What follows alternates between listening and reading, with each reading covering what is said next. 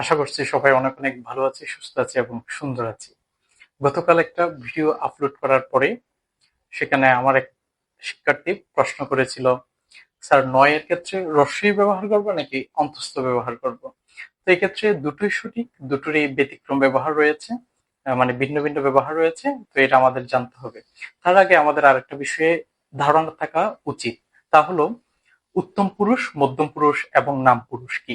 উত্তম পুরুষ বিষয়টা হলো আমি জাতীয় যা আছে, যেমন আমি, আমার, আমাদের, অর্থাৎ ইংলিশের ক্ষেত্রে আমরা যাকে বলি ফার্স্ট পার্সন। ফার্স্ট পার্সনের ক্ষেত্রে অর্থাৎ উত্তম পুরুষের ক্ষেত্রে আমরা ব্যবহার করব রস্বই। অর্থাৎ যদি আমি বলি আমি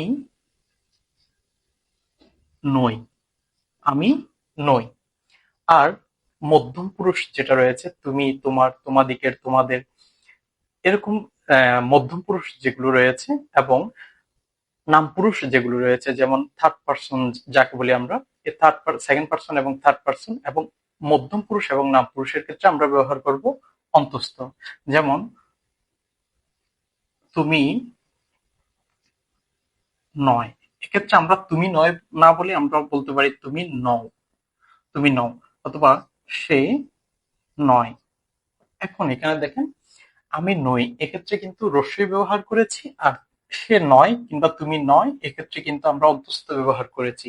এটাই হচ্ছে মূল কারণ।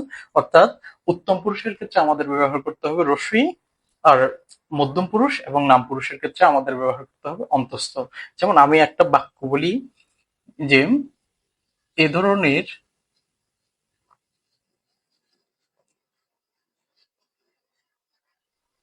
প্রশ্ন করা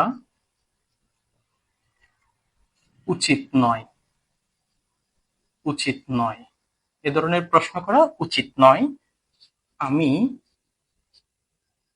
এর পক্ষে নই। এ ধরনের প্রশ্ন করা উচিত নয়, আমি এর পক্ষে নই। এক্ষেত্রে দেখেন, এ ধরনের প্রশ্ন করা উচিত নয়, এটার ক্ষেত্রে আমরা ব্যবহার করেছি অন্তস্থ। আর যেখানে উত্তম পুরুষ আছে, উত্তম পুরুষের ক্ষেত্রে আমরা ব্যবহার করেছি রস্বই। আশা করছি সবাই বুঝতে পেরেছি। এ ধরনের কোনো প্রশ্ন থেকে থাকলে আমরা অবশ্যই কমেন্টে জানাবো, এবং আমার পেজটাকে ফলো দিয়ে সাথে থাকবো। ধন্যবাদ।